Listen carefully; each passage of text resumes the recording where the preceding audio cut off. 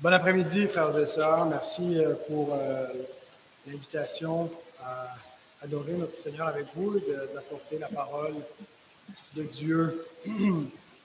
J'ai décidé de continuer un peu dans la lignée qu'on a vue il y a quelques semaines lorsque j'ai pu parler des souffrances de Christ, puisqu'on a un long chapitre dans l'Évangile de Matthieu où elles nous sont décrites en détail. Et donc, on va faire un pas de plus dans cet évangile qui, dans une péricope qui nous décrit la croix de Christ et les événements, donc, comment ça s'est produit. Vous pouvez ouvrir vos Bibles si ce n'est pas déjà fait dans Matthieu 27. On va lire les versets 32 à 38. Lorsqu'ils sortirent, ils rencontrèrent un homme de Cyrène appelé Simon, et ils le forcèrent à porter la croix de Jésus. Arrivés au lieu nommé Golgotha, ce qui signifie lieu du crâne, ils lui donnèrent à boire du vin mêlé de fiel. Mais quand il l'eut goûté, il ne voulut pas boire. Après l'avoir crucifié, ils se partagèrent ses vêtements en tirant au sort, afin que s'accomplisse ce qui avait été annoncé par le prophète. Ils se sont partagés mes vêtements et ils ont tiré au sort ma tunique. Puis ils s'assirent et le gardèrent. Pour indiquer le sujet de sa condamnation, on écrivit au-dessus de sa tête « Celui-ci est Jésus, le roi des Juifs ». Avec lui furent crucifiés deux brigands, l'un à sa droite et l'autre à sa gauche. Il s'agit du point crucial, c'est le cas de le dire, de l'Évangile de Matthieu, mais bien plus que ça, de l'histoire de toute l'humanité, qui a au centre l'histoire de la rédemption. Quel est le sens de cette existence? Quelle est la solution à cette existence qui semble parfois absurde? Quelle est la réponse de Dieu pour l'homme et quel est le problème, la solution au problème du mal? Bien, nous avons au chapitre 27 de Matthieu, sur le mont Golgotha et au sommet de cette croix, la réponse. Donc, on arrive au point culminant, le point crucial à la mort du Messie. Et pour vous présenter ce texte, j'ai 7 points. La croix portée, l'endroit nommé, le vin mêlé, la crucifixion exécutée, les vêtements partagés, le motif publié et les brigands crucifiés. Beau participe, mais simplement pour vous couper avec 7 points qui pourraient. Il y a aussi les 7 paroles du Christ en croix, mais on ne les retrouve pas dans un évangile en particulier, on les retrouve dans les 4 évangiles séparés. Mais comme je regardais cette scène-là et que je réfléchissais comment diviser la péricope, simplement de regarder chaque aspect, un après l'autre, et de réfléchir à ce que ça implique spirituellement et qu'est-ce que ça nous décrit exactement. Donc, la croix portée. Vous savez que les crucifiés devaient porter leur croix au lieu de l'exécution. Ça faisait partie de l'humiliation publique. Alors, ils ne portaient pas nécessairement toute la croix, ils portaient la partie transversale de la croix. Le poteau était déjà sur place au lieu de l'exécution. Alors, Jésus porte sa croix au travers de la ville et il va arriver à un point finalement où il n'est plus en mesure de porter sa croix. C'est pour ça qu'on la donne à Simon. Mais Jésus, ailleurs dans l'Évangile de Matthieu, a présenté la vie de disciple comme l'idée de porter sa croix. Dans Matthieu 10, 38, « Celui qui ne prend pas sa croix et qui ne me suit pas n'est pas digne de moi. » Matthieu 16, 24, 25. Alors Jésus dit à ses disciples, « Si quelqu'un veut venir après moi, qu'il renonce à lui-même, qu'il se charge de sa croix et qu'il me suive.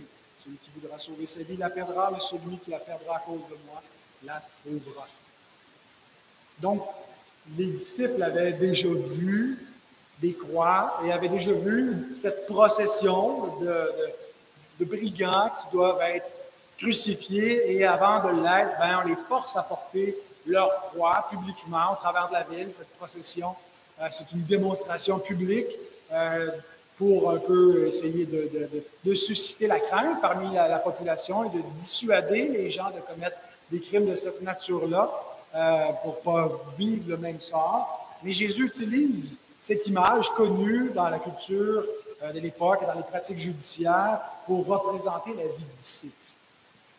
Un disciple, c'est quelqu'un qui, finalement, est prêt à mourir à lui-même, est prêt à être humilié dans ce monde parce qu'il va suivre Christ. Et à suivre Christ, il va avoir une certaine opprobre associée à cette foi-là.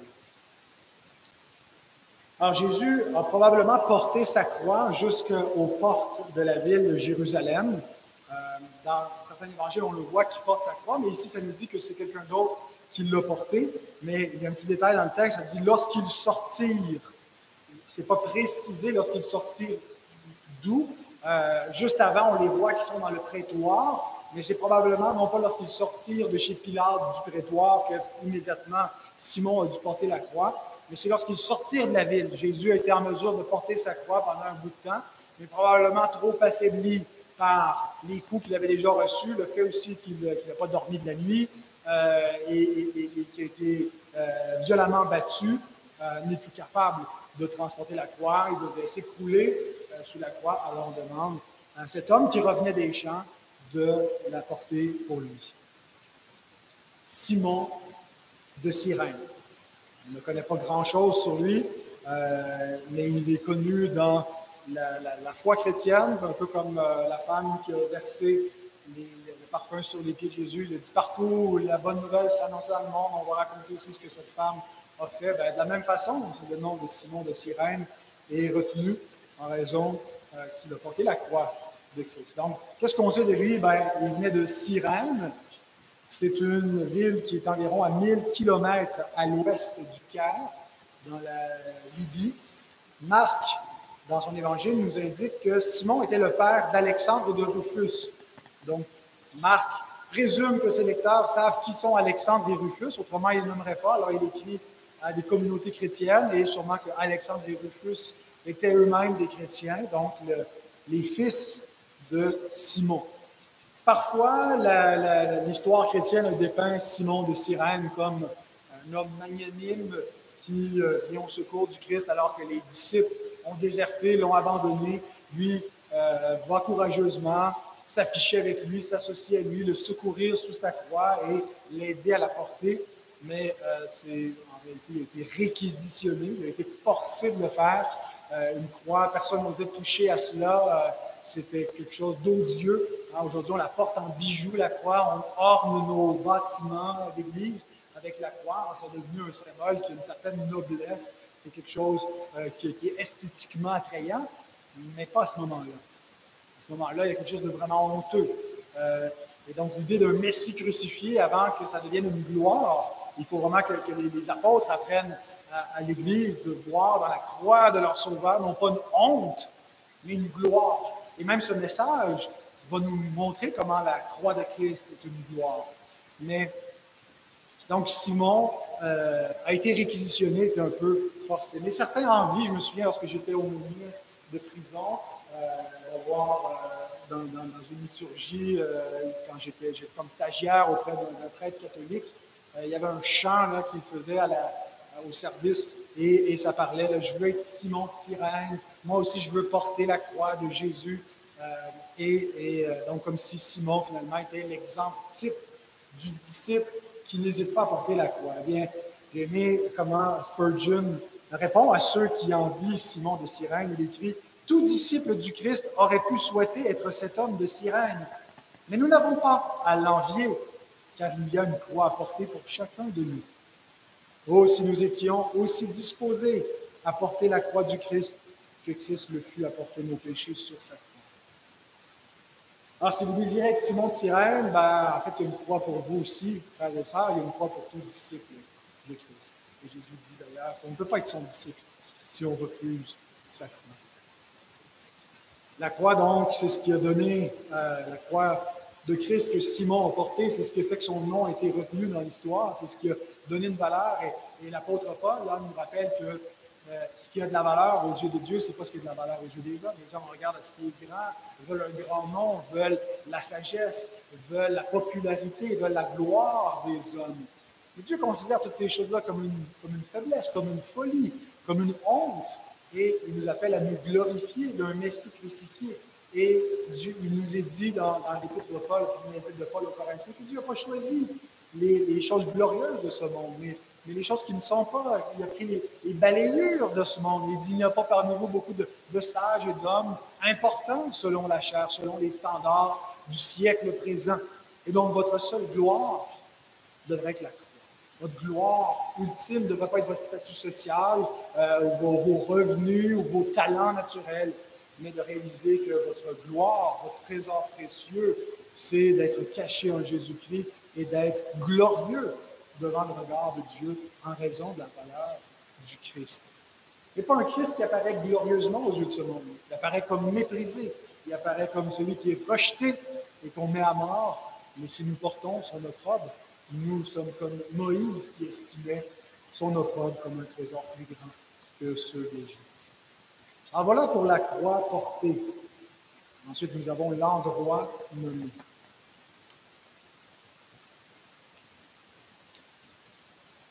Le texte commence par nous dire qu'ils sont sortis pour aller à un endroit qui était Golgotha. Mais c'est important, cette indication, lorsqu'ils sortirent, ils sortent de la ville parce que d'après la loi de Dieu, la loi de Moïse, les exécutions, lorsqu'il y avait une sentence de mort, ça devait être exécuté hors du camp, hors de la communauté. Il y a un peu d'une excommunication qui était littérale, qui était privée de la communion même de la vie au sein du peuple de Dieu. Et c'est un fait qui est significatif dans l'Évangile, mais aussi pour la vie chrétienne. L'Épître aux Hébreux vient souligner et vient appliquer pour la vie chrétienne le fait que Christ a souffert en dehors de la porte. Hébreux 13, 11 et 14. Les corps des animaux dont le sang est porté dans le sanctuaire par le souverain sacrificateur pour le péché sont brûlés hors du camp. C'est pour cela que Jésus aussi, afin de sanctifier le peuple par son sang, a souffert hors de la porte. Sortons donc pour aller à lui hors du camp, en portant son opprobre, car nous n'avons point ici-bas de cité permanente, mais nous cherchons celle qui est à venir. C'est lequel des deux qui est mis, qui est dans les deux, c'est un peu écrit, mais je pense qu'il n'y a rien à faire, parce qu'on est en ligne. C'est mieux si je le baisse un peu, peut-être? Ça va améliorer. Christ a souffert hors de la porte, hors de la ville, et il nous est dit que de la même façon, il y a une application spirituelle pour dire que nous sommes en quelque sorte excommuniés du monde. Nous ne pouvons pas être à la table du Seigneur et à la table des idoles. Nous ne pouvons pas servir deux maîtres, Mammon et Christ. Et Jésus dit qu'il est venu apporter la séparation, l'épée de la séparation, et que sa parole va diviser les familles, va diviser les gens, et que le monde va nous rejeter. Le monde va vous haïr parce qu'il m'a haï. Alors on est déjà avisé qu'il va y avoir une opprobre, qu'il va y avoir une séparation, et qu'il faut accepter en quelque sorte que la croix amène une séparation. Paul dit qu'il est crucifié pour le monde comme le monde est crucifié pour lui. La croix, c'est le point de rupture entre le disciple et le monde. Quand il regarde la croix de Christ, il comprend que le monde rejette Dieu et son Messie. Et il ne dit pas, je veux un peu des deux, je veux un peu être l'acceptation du monde et faire partie du royaume de Dieu. Bien sûr, on vit dans le monde, mais en n'étant plus du monde. Comme Christ a souffert hors du monde, on accepte, en portant son opprobre, d'être excommunié de la cité ici-bas pour appartenir à notre cité qui est à venir. Et alors qu'ils sortent de Jérusalem, ils s'en vont à l'endroit nommé Golgotha.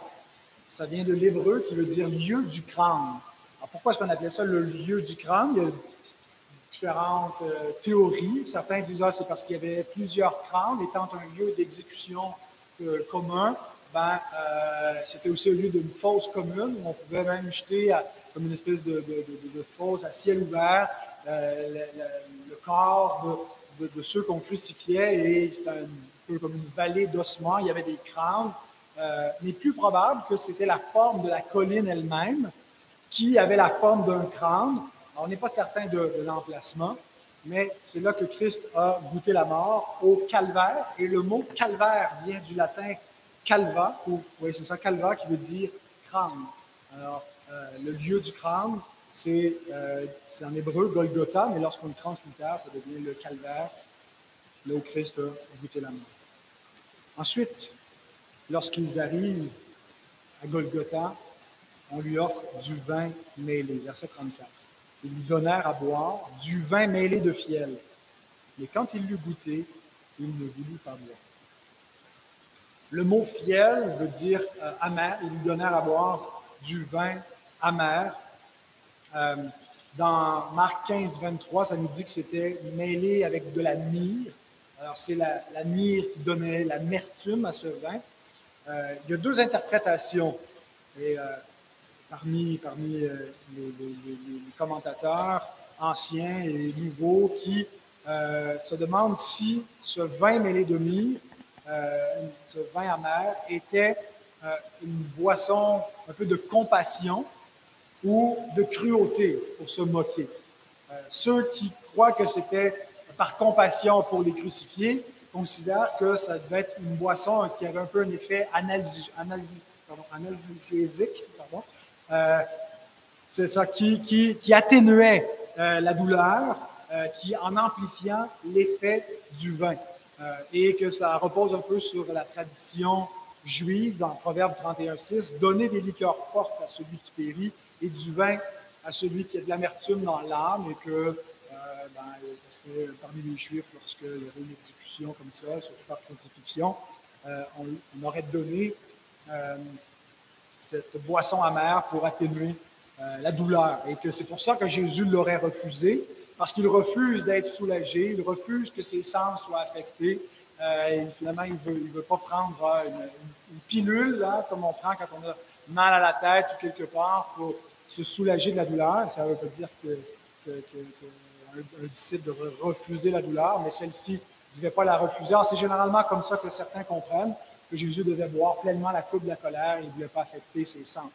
Mais d'autres considèrent au contraire qu'il n'y a aucune preuve qui démontre qu'il y avait une efficacité pour réduire la douleur dans ce breuvage, et que ce ne sont pas des Juifs, des compatriotes qui lui auraient donné cette boisson-là, mais des Romains, que c'est des Romains, des soldats qui étaient cruels, qui voulaient se moquer de lui jusqu'à la mort, et qu'on s'amuse à ses dépens en lui donnant quelque chose qui n'est pas buvable, finalement, pour rire un petit peu à ce moment-là. Et ça pourrait correspondre au psaume 69, 21 et 22, qui dit « J'attends de la pitié mes entrains, des consolateurs, et je n'en trouve aucun. Ils mettent du fiel dans ma nourriture, et pour apaiser ma soif, ils m'abreuvent de vinaigre. » On voit un peu plus loin aussi qu'on va l'abreuver avec du vin vinaigré, mais le fiel correspondrait à ici qu'on lui donne à boire. Ça revient à peu près au même qu'on prenne l'option A ou l'option B, soit que Jésus refuse que sa souffrance soit diminuée pour nous sauver, ou soit que Jésus se fait refuser toute pitié pour nous sauver. D'une façon ou d'une autre, on n'a pas forcément besoin d'être certain de trancher cette question-là, mais ça s'inscrit dans ce qui s'est passé à ce moment-là. Ensuite, quatrièmement, la crucifixion exécutée.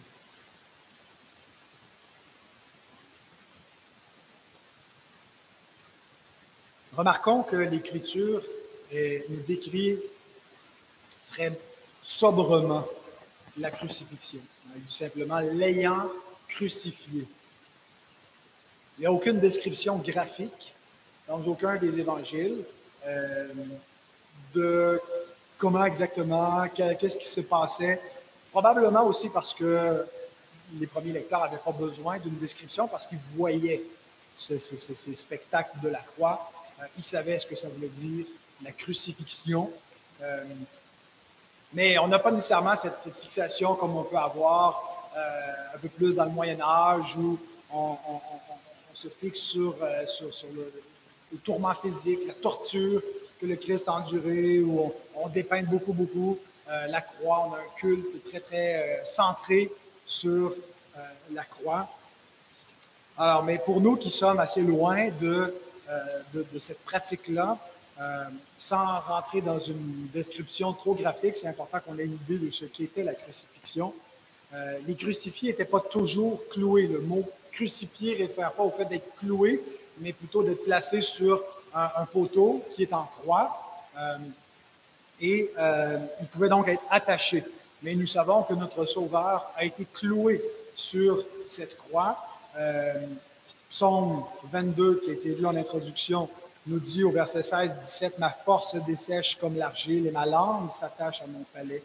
Tu me réduis à la poussière de la mort, car des chiens m'environnent. Une bande de scélérats rôde autour de moi. Ils ont percé mes mains et mes pieds. » Ici, nous avons David qui, lui, n'a probablement pas vu de crucifixion. C'est une pratique romaine, a vécu avant que cette pratique-là soit connue, soit répandue dans le monde, mais décrire par avance, parce que l'Esprit de Christ attestait les souffrances qui allaient venir et lui a donné une certaine description.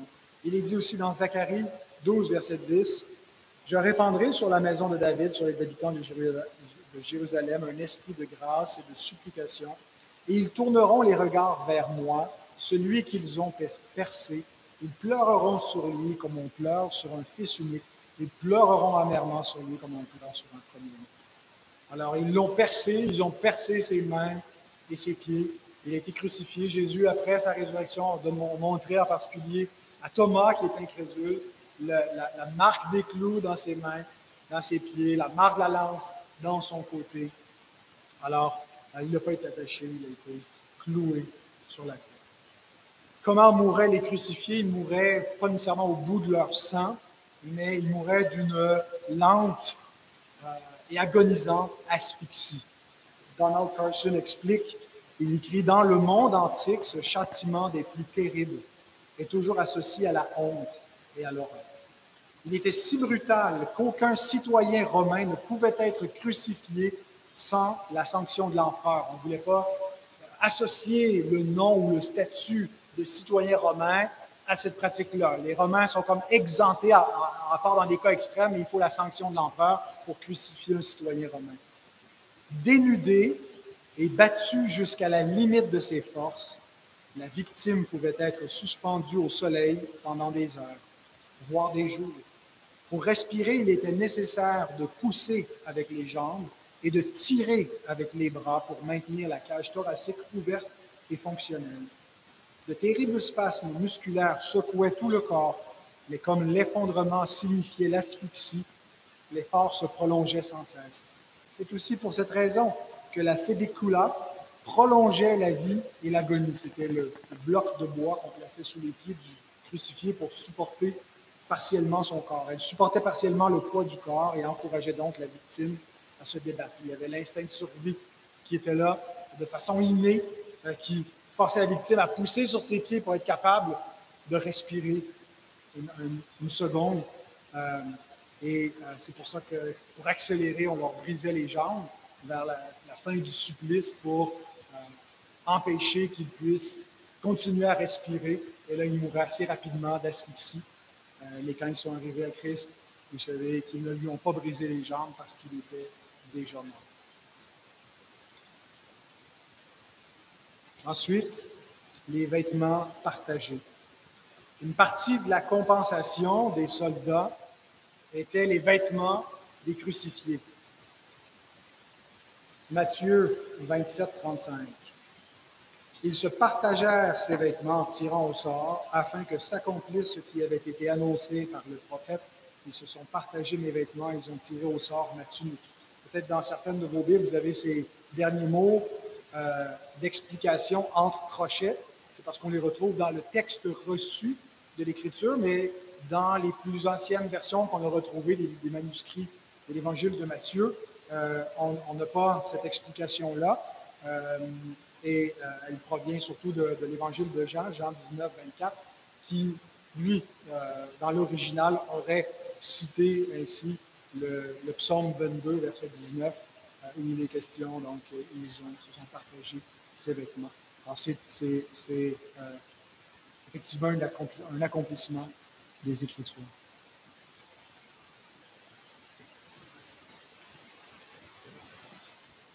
Alors, les crucifiés étaient exposés, nus, en public. On se tirait au sort leurs vêtements, on les partageait. Et certains ont vu ici un écho à la nudité édénique, où on voit le premier homme et la première femme, avant le péché, être nus, ne point avoir honte, n'avoir rien à cacher finalement. Ils sont dans l'état d'innocence. Et la première chose qu'on voit après le péché, c'est la honte qui s'installe. Et qu'est-ce que Dieu fait? Eux-mêmes se cachent de Dieu, se cachent l'un à l'autre, s'accusent l'un l'autre, et Dieu, dans sa bonté, vient les couvrir. Hein, ils se font des vêtements de feuilles, mais finalement, Dieu leur donne une peau d'animal pour pouvoir se couvrir. Certains voient ici l'instauration des sacrifices où finalement, il va falloir qu'il y ait une victime, un agneau, qui donne sa peau pour couvrir l'homme, et l'agneau de Dieu, c'est le Christ. Donc Dieu a couvert la nudité du premier Adam en exposant à la honte le dernier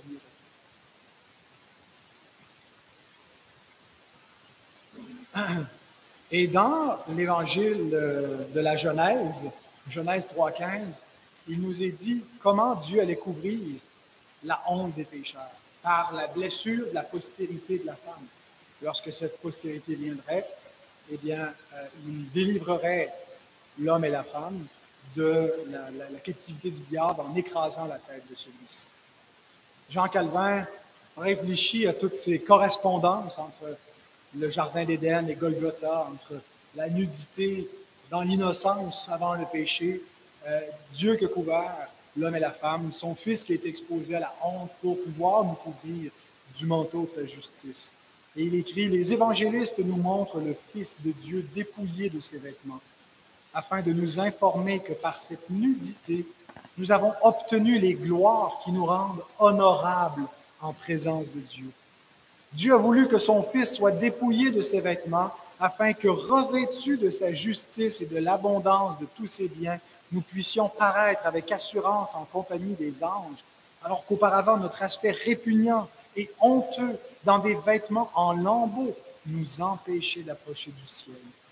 Le Christ lui-même a permis que ses vêtements soient déchirés en morceaux comme une proie, afin de nous enrichir des richesses de sa gloire. » Paul réfléchit à cela quand il dit « c'est dépouillé lui-même ». Comment il s'est dépouillé? En prenant la forme d'un homme, en devenant un simple homme, un serviteur souffrant, aller jusqu'à mourir sur la croix. Il est allé jusqu'au bout de la honte, jusqu'au bout de l'ignominie, pour pouvoir nous enrichir, nous couvrir, nous sauver. Il n'a rien ajouté à la gloire qu'il avait au préalable. Il n'a rien gagné en quelque sorte pour lui-même.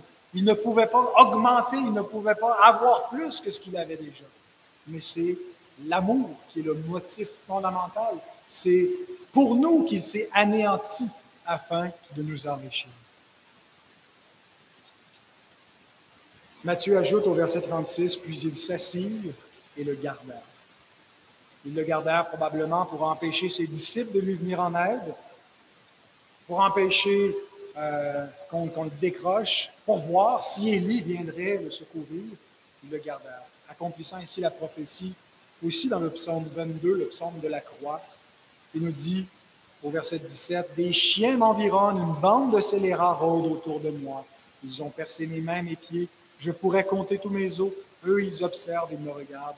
Ils se partagent mes vêtements, ils tirent au sort ma tunique. » Donc, ils l'entourent, ils le regardent, ils tirent au sort ses vêtements. Ensuite, nous avons le motif publié, verset 37.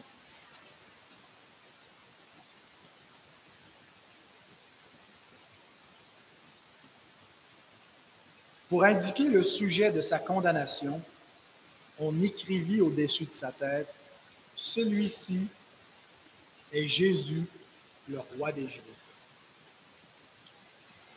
D'abord, juste une petite remarque au passage. C'est un petit détail qui déjà nous indique le type de croix. Parce qu'il y avait des croix qui étaient en forme de T majuscule. Il n'y aurait rien eu au-dessus de sa tête pour pouvoir inscrire un motif.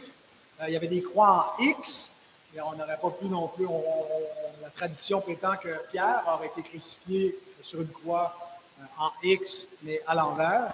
Et donc, c'était probablement une croix qui a la forme d'un T minuscule, avec le poteau vertical qui dépasse derrière Christ pour inscrire au-dessus de sa tête le motif de sa condamnation.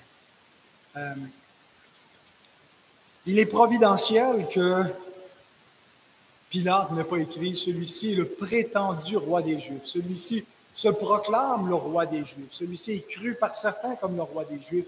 Mais celui-ci est Jésus, le roi des Juifs. Origène, un des pères de l'Église qui a vécu au 2e et 3e siècle, écrit « En guise de couronne, au-dessus de sa tête, il est écrit « Celui-ci est Jésus, roi des Juifs ». Il n'y a pas d'autre raison à sa mort. Il ne peut qu'il n'y en avoir d'autre que le fait qu'il était le roi des Juifs. Les Juifs, et non seulement les Juifs, mais le monde, avaient besoin d'un roi qui meurt pour eux. Nous ne pouvons pas avoir une place dans son royaume si nous refusons que notre roi meure pour nous. Si nous voulons nous mourir pour lui, un peu comme Pierre qui disait, c'est moi qui t'aime, tu ne me laveras pas les pieds, c'est moi qui vais te défendre avec mon épée. Bien, Jésus dit, tu n'as pas de part avec moi.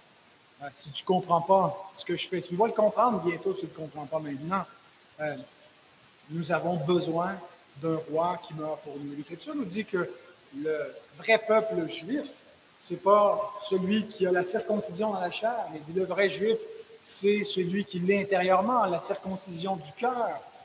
Et donc, il est le roi des Juifs qui ont la circoncision du cœur, qui sont régénérés, qui ont la foi d'Abraham, qui sont la postérité d'Abraham par la foi.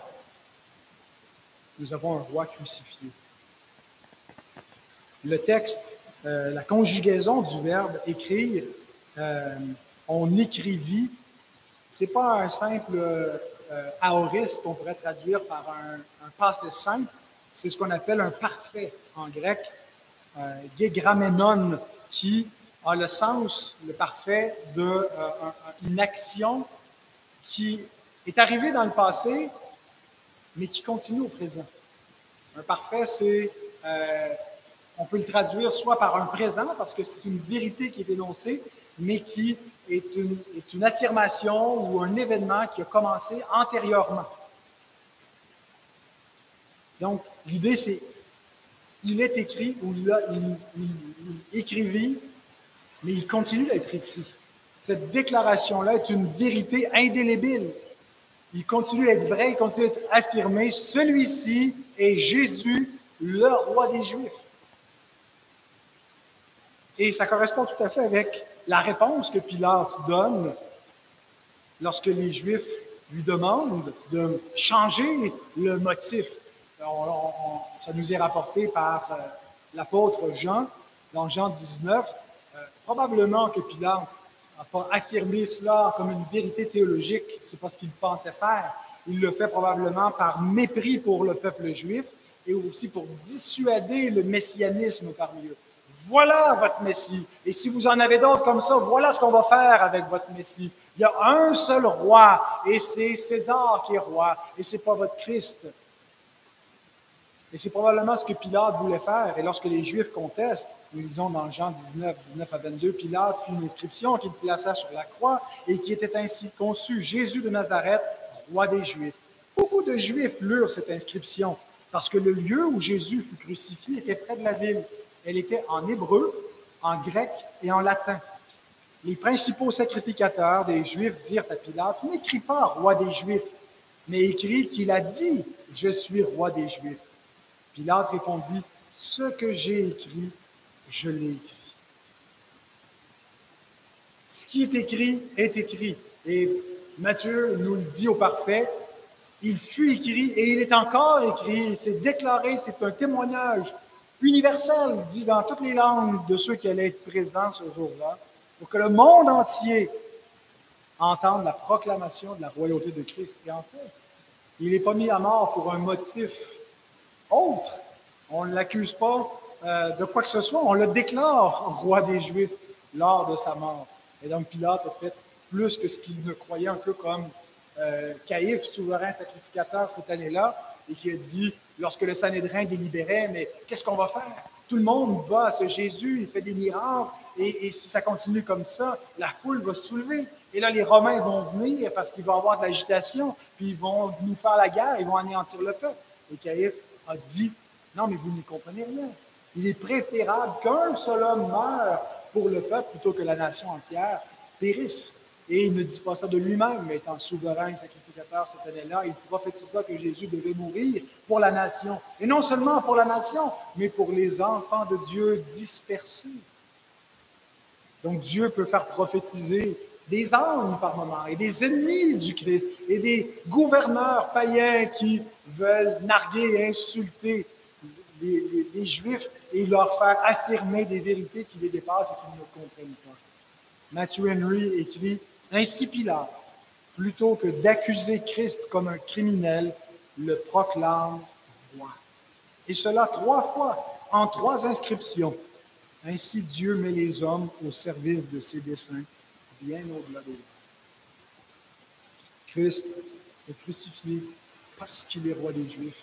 Nous avions besoin, nous, les Juifs, d'un Messie crucifié pour pouvoir appartenir au royaume des dieux. Dernier point, les brigands crucifiés. Jésus ne fut pas seulement entouré de soldats impies, mais de brigands notoires. L'un à sa droite, l'autre à sa gauche. Verset 38, avec lui furent crucifiés 2 brigands, l'un à sa droite et l'autre à sa gauche. À sa droite et à sa gauche, les places d'honneur convoitées par les disciples sur la route vers Jérusalem lorsqu'ils s'en vont à la capitale et qui s'imaginent que le royaume de Dieu va apparaître. On s'en va pour couronner notre roi. Il va être acclamé en Messie. D'ailleurs, il est acclamé en Messie. Hosanna au fils de David. Et qui va être assis à droite et à gauche lorsqu'il va venir dans son règne? Eux, ils ne pensent pas à la parousie, au retour de Christ. Ils pensent là, dans quelques jours, à Jérusalem, à l'intronisation. Qui veut vraiment les places d'honneur? Pouvez-vous être baptisé du baptême dont je vais être baptisé? Pouvez-vous vraiment boire la coupe que je vais boire pour avoir cet honneur d'être à ma droite et à ma gauche? Oui, nous le pouvons, dire ses disciples, mais à ce moment-là, eux non plus ne comprenaient pas quel Messie ils suivaient et en quoi ils s'engageaient. Mais il est vrai qu'ils ont été affermis, qu'ils ont été fidèles pour le suivre. Cependant, à ce moment-là, à sa droite et à sa gauche, 2 hommes, 2 criminels. Et Jésus est placé au centre comme s'il était le pire des criminels, le plus notoire. Et d'une certaine façon, il le fut par imputation, puisque tous nos crimes, toutes nos transgressions ont été mises à son compte. Et c'est pour ça qu'on lui a craché à la figure, c'est pour ça qu'il a été même abandonné de Dieu pour subir notre jugement. Ésaïe 53, verset 12, « C'est pourquoi je lui donnerai sa part avec les grands. Il partagera le butin avec les puissants parce qu'il s'est livré lui-même à la mort et qu'il a été mis au nombre des malfaiteurs. » Crucifié entre 2 malfaiteurs. Donc voilà le glorieux échange qui se produit. Il a été mis au nombre des malfaiteurs afin que nous fussions mis au nombre des grands qui partagent le butin avec lui. Alors une fois de plus, lorsque nous contemplons toute cette description, lorsque nous voyons la croix portée, l'endroit nommé, le vin mêlé, la crucifixion exécutée, les vêtements partagés, le motif publié, les brigands crucifiés, est-ce que nous voyons dans la croix de Christ une gloire? C'était un message qui révolutionnait et qui a conquis le monde de prêcher un Messie crucifié. Une honte pour les Juifs, un scandale pour eux qui cherchaient des miracles, une folie pour les païens. Mais pour ceux que Dieu appelle, est-ce qu'ils peuvent se glorifier d'autre chose que de la croix de Christ? Paul dit tout ce que je considérais comme une gloire autrefois devant les hommes, ma vertu, ma propre justice, mon statut d'hébreu, né d'hébreu, tout cela, tout ce qui était le statut social, tout ce qui donne de l'importance aux hommes selon la culture d'où ils sont issus, je le regarde aujourd'hui comme une perte. Tout ça n'a aucune valeur, ne peut me donner aucun statut devant Dieu. Et je n'en veux plus, j'en ai pas besoin, je m'en repens. Ce qui est précieux pour moi, c'est d'être trouvé en Christ, avec le Messie crucifié. Le monde le regarde avec mépris, mais je n'estime plus ce que le monde estime. La croix a tout changé. La foi a redémarré, a reseté, je ne trouve pas le bon mot, a réaiguillonné, a réinitialisé, merci frère, c'est le bon mot, mon intelligence pour que je puisse penser les pensées de Dieu après lui, pour que je puisse considérer le monde tel que Dieu le voit et non pas donner de la gloire à ce que Dieu méprise et mépriser ce que Dieu estime. Il faut donc être renouvelé dans notre intelligence. Alors, est-ce que vous êtes de ceux qui, comme Paul, considérez la croix comme glorieuse? Est-ce que vous comprenez que vous y avez là votre précieux trésor, que parce que Christ a été mis au nombre des malfaiteurs, vous allez partager le butin avec les grands? On ne parle pas des grands de ce monde, mais on parle des patriarches, on parle de notre Sauveur lui-même et de ses serviteurs dans la gloire éternelle. Paul écrit, et je termine avec ça, Galates 6, 14, « Pour ce qui me concerne, loin de moi la pensée de me glorifier d'autre chose que de la croix de notre Seigneur Jésus-Christ, par qui le monde est crucifié pour moi comme je le suis pour le monde. » Ce que Paul veut dire par me glorifier, c'est de dire que ma gloire, mon trésor, ce qui est précieux pour moi, c'est la croix de Christ. Est-ce que c'est aussi votre trésor? Est-ce que c'est aussi ce que vous estimez comme étant le plus précieux? Est-ce que lorsque vous regardez la gloire des hommes et tout ce que le monde veut nous vendre et que vous considérez l'opprobre de Christ, lequel vous paraît le plus grand trésor? Lequel désirez-vous? Ceux qui périssent ne peuvent pas se résoudre à croire en un Messie crucifié. C'est de la folie. Mais pour ceux que Dieu appelle, ils ne peuvent pas faire autrement que de voir son opprobre comme une richesse plus grande que les trésors de Dieu. Que Dieu bénisse.